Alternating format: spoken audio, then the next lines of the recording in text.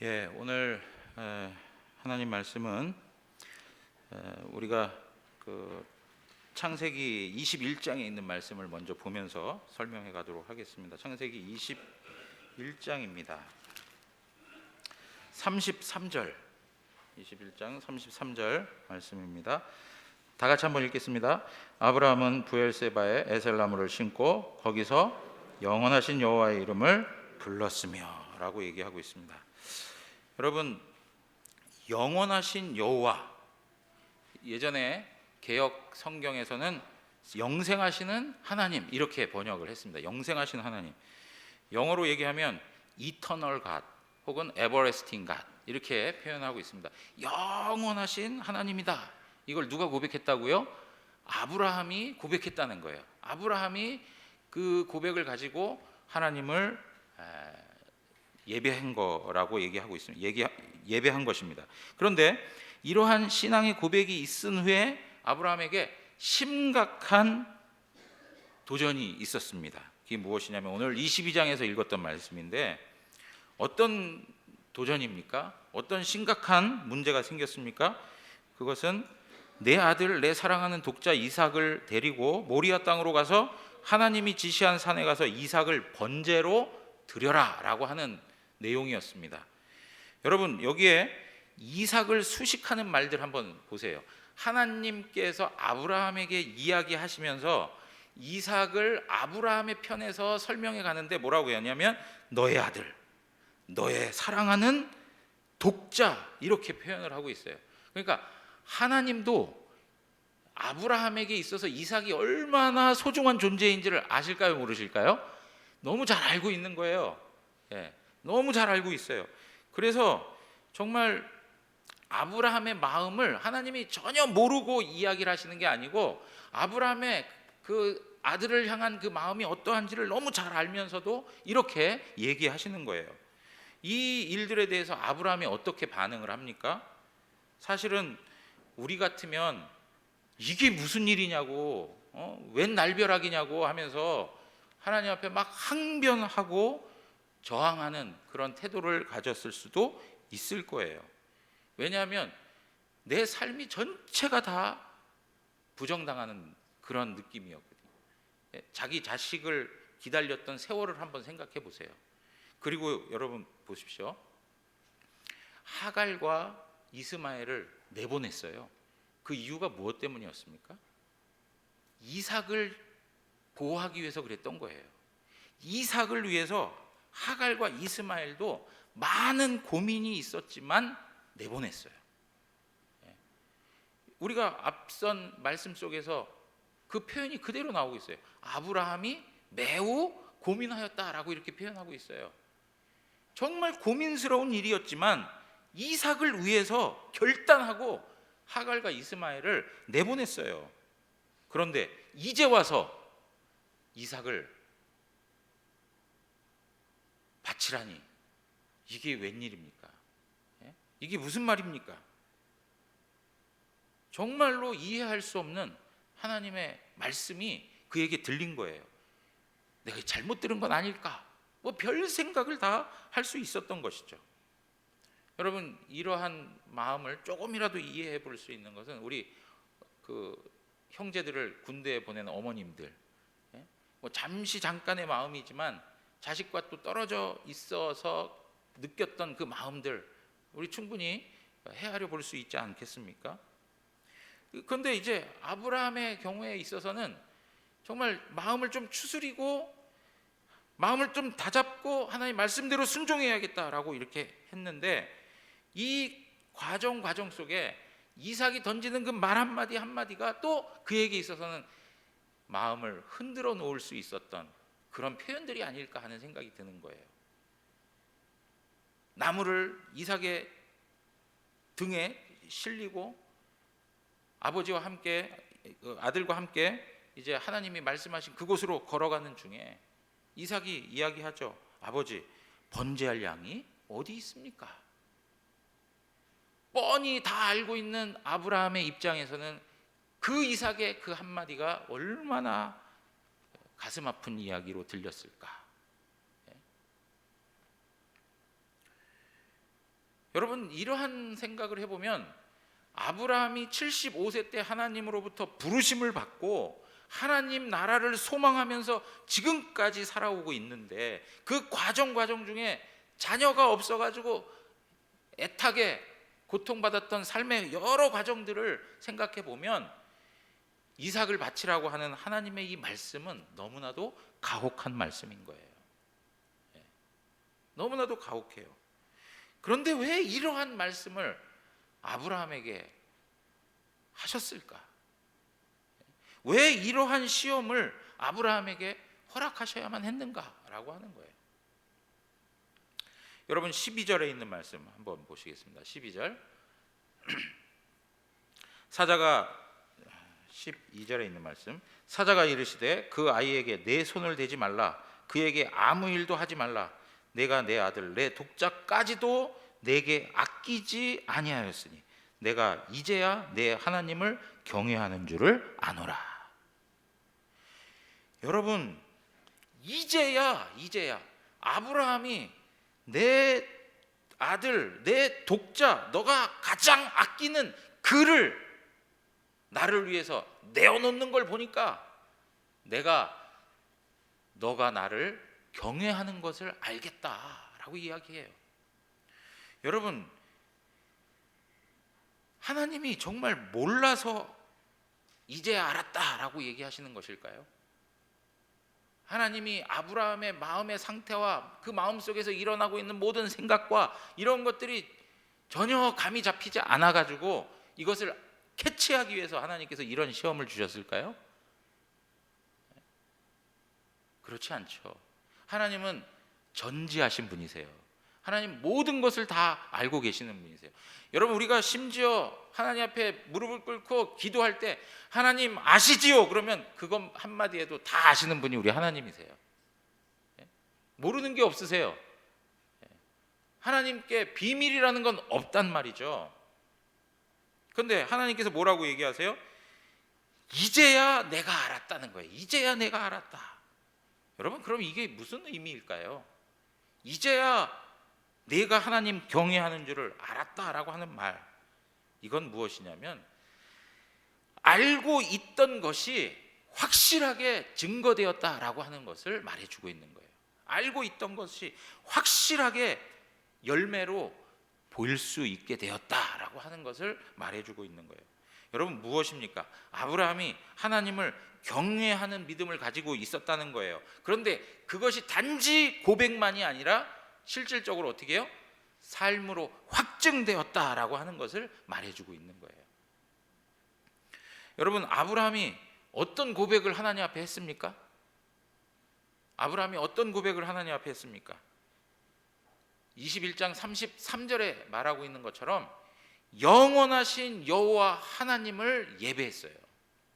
영원하신 하나님에 대해서 고백했어요. 하나님은 영원하신 분이라고, 영생하시는 하나님이라고 고백을 한 거예요. 하나님은 영원을 두고 존재하시고 하나님은 영원히 살아계신 분이라고 선포한 거예요. 그렇기 때문에 하나님께서는 아브라함의 그 고백이 진실한 고백으로 확증되기를 원하신 거예요. 말로만이 아니라, 입술로만이 아니라 마음에 있는 그 영역 안에서만의 고백이 아니고, 그 마음에 있었던 것이 입술로 고백되고 입술로 고백된 것이 삶으로 확증될 수 있도록 하나님께서는 아브라함의 그것을 요구하신 거예요. 여러분, 이러한 내용들을 보면서 하나님께서는 단지 말로만 우리를 바라보고 계시는 분은 아니라는 것을 생각하실 줄 알아야겠죠. 그냥 우리의 립 서비스 같은 그런 표현들로만 하나님께서 그냥 넘어가시는 분은 아니란 말이에요. 여러분, 이런 의미에 있어서 아브라함이 받은 시험은 연단의 성격이 강해요. 연단. 아브라함의 믿음을 보다 확고하게 세우시고, 그리고 아브라함이 가졌던 그 믿음이 진정한 믿음이라고 하는 것으로 증거하기 위해서 하나님께서는 아브라함에게 시험거리를 주신 거예요. 아브라함을 넘어지게 하기 위해서 한 것도 아니고 아브라함이 잘못해서 벌을 내리기 위해서 하신 것도 아니에요. 너무나도 가혹한 시험이지만 이 시험을 통해서 아브라함의 참된 믿음이 무엇인가를 확증하시는 하나님의 모습을 볼 수 있는 거예요. 여러분, 시련을 경험해 갈 때 느끼는 여러 가지 감정들이 있어요. 근데 그 중에 하나가 뭐냐면 환난과 시련을 경험할 때마다 저는 하나님으로부터 더 멀어지게 되더라고요 하는 분들이 있어요. 제가 아는 분도 아직 믿지 않는 분이에요. 그분도 믿지 않는 분인데 이런 말씀을 하세요. 저는 너무 시련이 많아가지고 하나님을 믿지 못하겠다고. 하나님이 계시다면 왜 나한테 이렇게 하셔야죠? 저는 너무너무 큰 시련 속에서 헤어나오질 못하고 있어요. 그래서 하나님에 대해서 인정하고 싶지가 않아요 라고 이야기하셨던 분이 있어요. 그런데 여러분, 이러한 문제가 주님을 알지 못하는 분들 가운데서만 나오는 것이 아니고 믿음의 공동체 안에서도 이러한 모습들이 있어요. 큰 시련과 환난 때문에 믿음으로부터 점점 멀어져가는 그러한 모습들, 너무나도 아프고 힘드니까 하나님 앞에 더 가까이 나아갈 수도 없는 그러한 영적인 상태에 이르는 분들이 많아요. 그리고 더 하나님으로부터 멀어져요. 근데 여러분, 이러한 경우의 모습들을 보면 크게 두 가지로 생각할 수 있어요. 첫째는 뭐냐면 이러한 시련과 환난을 통해서 그가 가졌던 신앙이 가짜임을 드러내는 경우가 있어요. 자신은 교회 울타리 안에 있지만 참된 신앙의 내용이 아닌 거예요. 어려운 일들이 왔을 때, 정말 환난의 때가 되었을 때에 그가 정말 믿음이 있는가를 확인하기 위한 하나의 과정으로서 그가 가짜라는 것을 드러내기 위해서 시련과 환난을 하나님께서 사용하실 때가 있단 말이죠. 마태복음 13장으로 가서 보시면 18절에서 23절에 있는 말씀인데요. 여러분, 여기에 천국 말씀을 듣는 씨 뿌리는 자의 비유가 나타나고 있습니다. 그런데 몇 가지의 밭이 등장합니까? 네 가지의 밭이 등장합니다. 첫째는 길가에 뿌려진 것, 두 번째는 돌밭에, 세 번째는 가시밭, 그리고 마지막은 뭡니까? 좋은 밭에 떨어진 거예요. 그런데 이 네 가지 중에 열매를 맺는 참된 믿음의 그 밭은 무엇이냐면 좋은 밭에 떨어진 것이죠. 좋은 밭에. 근데 이 네 가지의 밭의 경우가 사람의 마음의 상태를 설명해 주고 있는 거예요. 이 영적인 상태를 설명해 주고 있는데 거기에 이 네 가지 경우 다 동일한 게 있어요. 동일한 게 뭐냐면 말씀을 듣고, 자, 19절에 말씀을 듣고, 20절에 말씀을 듣고, 22절에 말씀을 들으나, 23절에 말씀을 듣고. 여러분, 전부 네 가지의 종류의 사람들이 전부 하나님의 말씀을 들은 거예요. 하나님의 말씀을 처음부터 거부한 게 아니에요. 그것에 대해서 반감을 가지고 완전히 그 몸을 틀어 대적한 것이 아니에요. 하나님의 말씀을 들었어요. 모두 다가 들었어요. 그런데 어떤 일이 벌어집니까? 악한 자가 와가지고 그 마음에 뿌려진 것을 빼앗아가 버려요. 그리고 또 어떤 일이 벌어집니까? 말씀을 들었을 때 막 기쁨으로 받았어요. 그런데 환난과 핍박이 일어나니까 뿌리가 깊지 못해가지고 그냥 시들어 버렸어요. 그 다음에 또 어떻습니까? 말씀을 들었어요. 근데 세상의 염려하고 재리의 유혹 때문에 열매를 맺지 못하는 그러한 상태가 되어버렸어요. 여러분, 이러한 모든 것들은 전부 외적인 요인에 의해서 그가 참된 믿음의 열매를 맺지 못하는 것을 보여주고 있어요.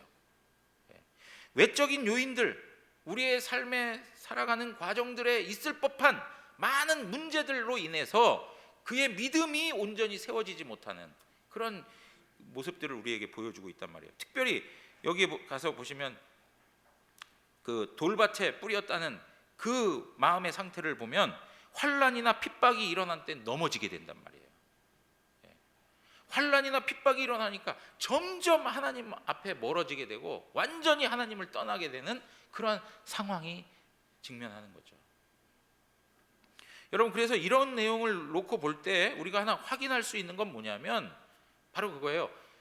진짜 신앙인지 가짜 신앙인지를 하나님께서 시련과 환난이라는 걸 통해서 분명하게 드러내신다는 거예요. 분명하게 드러내신다는 거예요.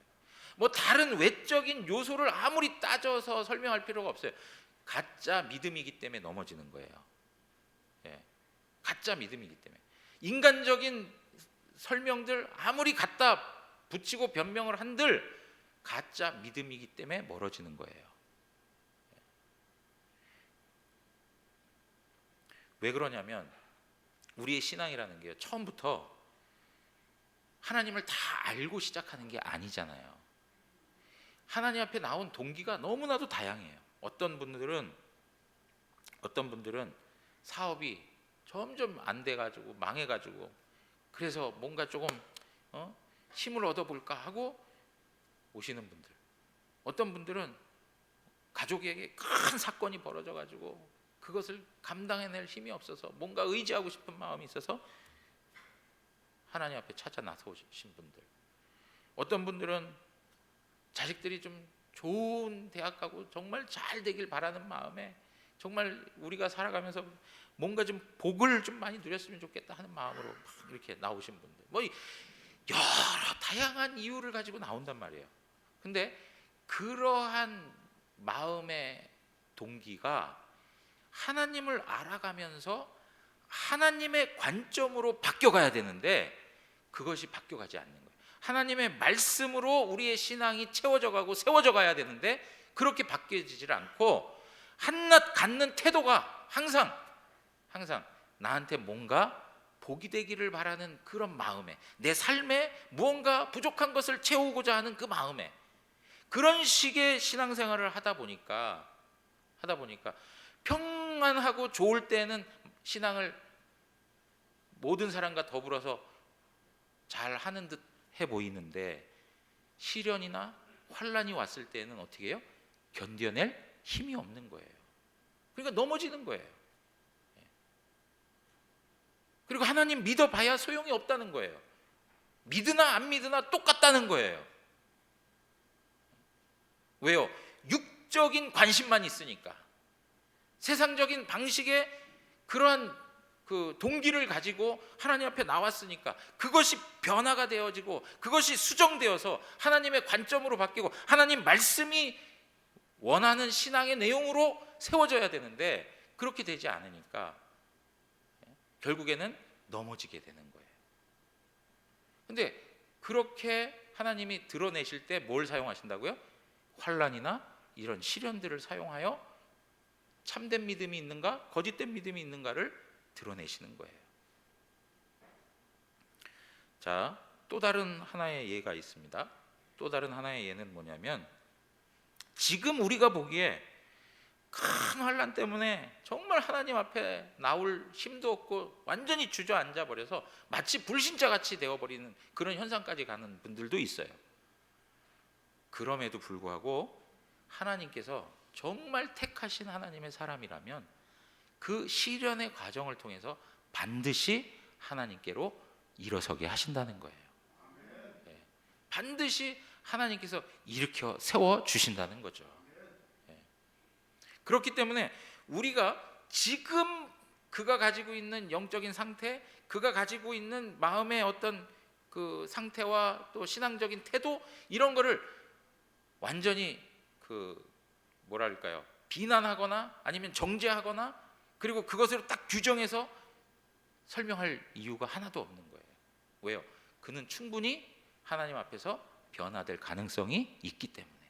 우리는 누가 하나님이 붙들고 있는 사람인지, 아니면 하나님께서 이 시련을 통해서 정말 믿음에서 떠나가게 하려고 하시는 건지 우리는 몰라요.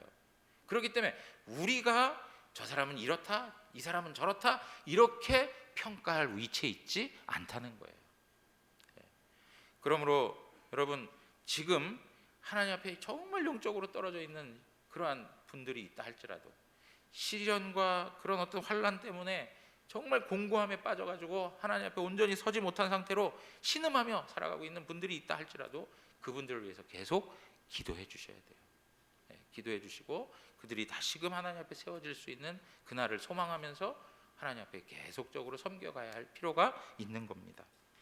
여러분, 하나님께서 이렇게 시련이라고 하는 것, 환난이라고 하는 것, 어떤 이런 걸 통해서 하나님의 사람들을 연단시키신다는 것을 기억하셔야 돼요. 연단시키신다. 자, 사사기 3장 1절에서 7절에 있는 말씀인데, 여호와께서 가나안 전쟁을 알지 못한 이스라엘을 시험하려 하시며 이스라엘 자손의 세대 중에 아직 전쟁을 알지 못하는 자에게 그것을 가르쳐 알게 하려 하사 남겨두신 열국은 블레셋 5방백 쭉 설명합니다. 그리고 나서 4절에 이렇게 얘기합니다. 4절 다 같이 한번 읽겠습니다. 남겨두신 이 열국으로 이스라엘을 시험하사 여호와께서 모세로 그들의 열조에게 명하신 명령들을 청종하나 알고자 하셨더라. 여러분, 하나님께서 이스라엘 백성들 주변의 족속들을 그대로 두시고 나서 모세가 그 백성들에게 말씀하셨던 명령대로 전쟁을 알지 못하는 세대, 여호와의 역사를 경험하지 못했던 그 세대, 무슨 말인지 아시겠습니까? 가나안 정복을 하면서 살아계신 하나님의 역사를 경험했던 세대가 아니라 가나안 땅에 들어와서 안정적으로 삶을 살았던 그 세대, 하나님의 기사와 이적과 놀라운 역사들을 실질적으로 경험하지 못했던 그 세대가 그럼에도 불구하고 모세에게 허락해 주신 말씀 앞에 순종하는가 순종하지 아니하는가를 시험하고자 그 족속들을 옆에 두셨다라고 말하는 거예요. 그런데 결과적으로 어떻습니까? 이스라엘이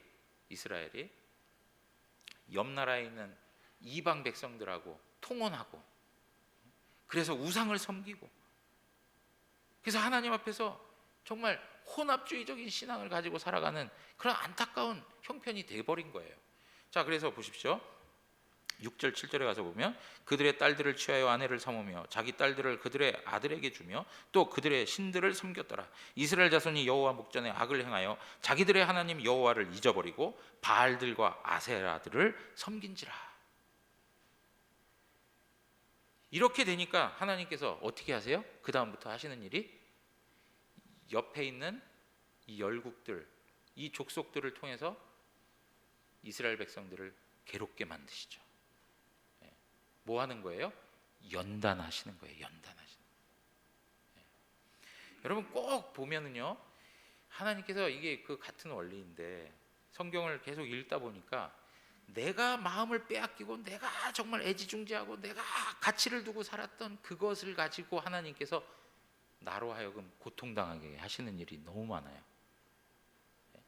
우리가 에스겔서 읽고 있는데요, 거기에 보면 북이스라엘과 남유다가 하나의 자녀들로 이야기되면서 그들이 음행하는 거예요. 음행. 다른 나라들을 하나님보다 더 사랑하는 거예요. 그렇게 사랑하고 그렇게 달라붙어가지고 정말 연애하는 듯이 간음하는 여인처럼 그렇게 관계를 맺으면서 자신들의 마음도 주고 몸도 주고 다 했는데 결국 어떻게 돼요? 그들로 인해서 황폐함을 경험해요. 그들로 인해서 멸망을 당하는 거예요. 예. 여러분, 오늘 이 말씀도 마찬가지예요.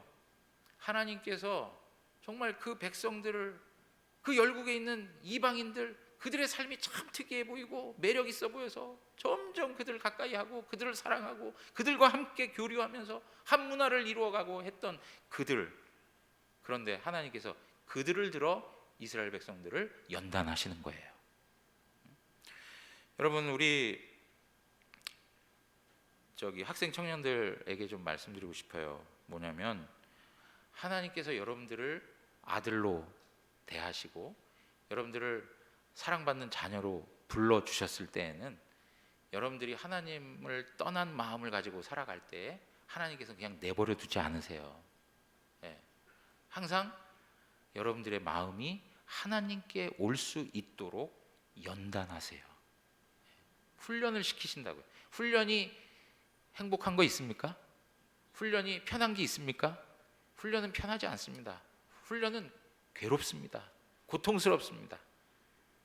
그럼에도 불구하고 사랑하는 자녀이기 때문에 하나님께서는 그들에게 연단이라는 과정을 두시는 겁니다.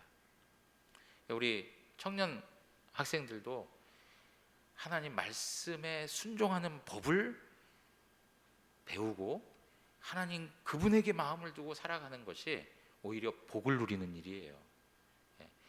이스라엘처럼 말 안 듣고 계속 불순종하고 마음의 고집스러운 그 마음의 상태를 가지고 살아가면 살아갈수록 어떻게 해요? 광야에서 뺑뺑이 도는 거예요. 연단시키시는 거예요. 여러분, 오늘 우리에게 이렇게 일하시는 하나님의 모습 또한 우리를 사랑하시기 때문에 그렇게 하는 거예요. 자, 아브라함에게 주셨던 이 연단, 이것은 정말 이삭의 생명만을 위한 연단이 아니요, 아브라함의 삶을 송두리째 뺏어가는 그러한 연단인 거예요. 너무나도 가혹한 연단인 거예요. 삶의 의미에 대해서 다 잃어버릴 정도의 연단인 거예요. 내가 왜 살아야 될까? 내가 살 이유가 있을까? 어쩌면 자신의 생명을 내어놓는 것보다 더 큰 연단이 바로 아브라함이 경험하고 있는 연단이에요. 그래서 여러분, 우리가 이러한 모습들을 보면서 하나님은 우리를 연단하시는데 우리가 가장 사랑하고 가장 가치 있고 그리고 정말로 소중하게 여기는 것을 사용하여 우리의 마음을 다루신다는 거예요. 우리의 마음을 다루시는 거예요. 그냥 우리의 마음이 별거 아닌 것 같고 하시면 우리가 마음이 움직이겠습니까? 우리의 악함과 우리의 그 고집과 완고함이 하나님 앞에서 무너질 수 있기 위해서는 센 걸 가지고 하나님께서 우리를 다루신다는 거예요. 그게 뭘까요?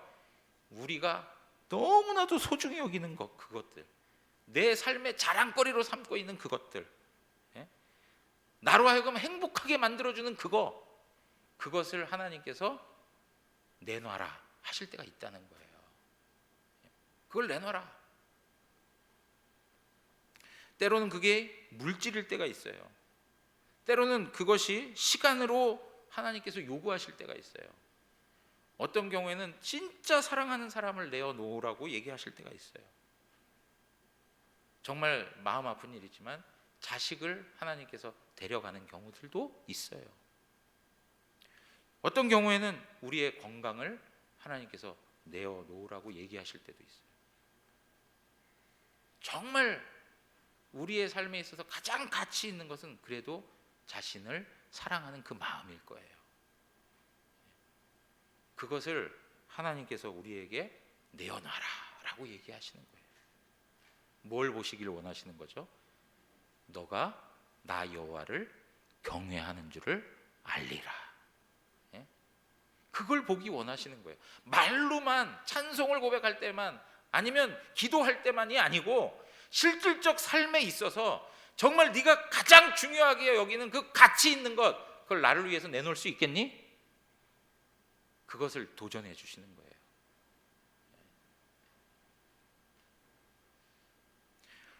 내 삶에 있어서 하나님하고 경쟁하고 있는 것들 있잖아요. 그걸 나를 위해서 포기할 수 있겠니? 라고 말씀하시는 거예요. 이삭을 내어놓게 되면 이삭은 죽는 거예요. 이삭만 죽는 것일까요? 아브라함의 인생마저도 죽는 것일 거예요. 그럼에도 불구하고 주님께서는 그걸 요구하시는 거예요. 여러분, 하나님께서 하나님의 아들 예수 그리스도를 통해서 우리에게 무한한 은혜를 베풀어 주시고 우리에게 요구하시는 그 헌신이 때로는 어떨 때는 가볍게 느껴질 수도 있지만 어떤 경우에 너무 가혹하게 느껴지는 것들도 있을 수 있어요. 그런데 정말 하나님께서 우리에게 우리 자신을 괴롭게 하고 우리를 못 살게 굴기 위해서 그렇게 하시는 것일까요? 그렇지 않아요. 거기에는 항상 무엇이 있어요? 연단의 과정이 있고 결국 그것을 통해서 우리를 성장시키시길 원하시고 우리에게 더 큰 복을 허락해 주시기 위해서 하시는 일이에요. 그런데 우린 그거에 합당한 믿음이 부족하죠. 그러니까 내놓지 못해요. 끝까지 움켜잡고 있어야 돼요. 그러면 어떻게 하실까요? 하나님이 손가락 하나씩 풀게 만드시죠. 그래서 하나님 앞에 항복합니다. 저 항복합니다. 그렇게 만들어 가시는 거예요.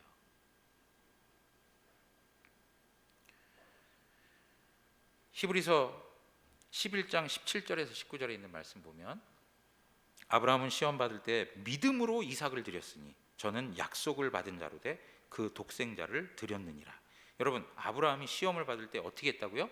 믿음으로 이삭을 드렸다는 거예요. 믿었다는 거예요. 믿었다는 거예요. 아브라함이 하나님 말씀을 듣고 그렇게 순종할 수 있었던 것은 믿음이 있었다는 것을 이야기해 주고 있어요. 어떤 믿음일까요? 18절입니다. 저에게 이미 말씀하시기를 내 자손이라 칭할 자는 이삭으로 말미암으리라. 네 자손으로 칭할 자는 오직 이삭밖에는 없어 라고 하나님이 말씀하셨단 말이에요. 그러면 하나님께서 이삭을 죽이시면 하나님의 말씀에 합당한 일이 될까요? 될 수 없죠. 하나님 말씀과 어긋나는 일이 되어 버리는 거예요. 그러니까 아브라함은 분명히 여기에 하나님의 뜻이 있다는 것을 깨닫게 된 거죠. 이것은 나를 괴롭게 하고 나를 망하게 하고 나를 고통스럽게 하기 위해서 하나님이 하시는 것이 아니라 나를 위해서 하나님이 베푸시는 은혜, 그것이 여기에 포함되어 있었다라고 하는 것을 알게 하시는 거죠. 여러분, 그래서 이제 아브라함이 그 하나님이 약속하신 말씀을 믿었는데 그것뿐만 아니라 더 나아가서 믿은 내용이 이제 나와요. 19절입니다. 19절. 히브리서 11장 19절 우리 한번 다 같이 읽겠습니다. 저가 하나님이 능히 죽은 자 가운데서 다시 살리실 줄로 생각한지라 비유컨대 죽은 자 가운데서 도로 받은 것이니라. 여러분, 아브라함이 믿었대요. 뭘 믿었어요? 하나님이 능히 죽은 자 가운데에서 다시 살리실 줄 알았다는 거예요. 하나님께서 아브라함이 이삭을 죽였다 할지라도 하나님이 어떻게 하실 거라고요? 다시 살아내게 하실 것을 믿었다는 거예요. 어떻게 그렇게 믿을 수 있었을까요? 그것은 자신들이 불가능한 상태에서 하나님이 이삭을 주신 것을 보니까 완전히 죽은 자의 모습에서 아이를 하나님이 허락해 주셨듯이 이삭이 죽는다 할지라도 하나님은 또 주실 것이라는 것을 확신하는 거예요. 그러니까 21장 초반부에 하나님께서 이삭을 주신 그 사건을 경험하고 나서야 21장 33절에 무엇을 고백하고 있는 거예요? 영원하신 하나님을 고백하고 있는 거예요. 영원하신 하나님에 대해서 아브라함은 하나님을 찬양했어요. 영원하신 하나님에 대해서 마음으로 입술로 고백했어요. 그리고 나서 22장에 와가지고 하나님께서는 그 고백이 진실한 고백인지를 더 확증시켜 주시기 위해서 이삭을 바치라고 하는 거예요. 그러니까 지금 이삭을 바치는 이 장면은 하나님께서 무엇을 확인하시는 거예요? 아브라함이 고백했던 영원하신 하나님에 대한 그 내용을 확증시켜 주시는 은혜를 베풀고 있는 거예요. 여러분, 그래서요,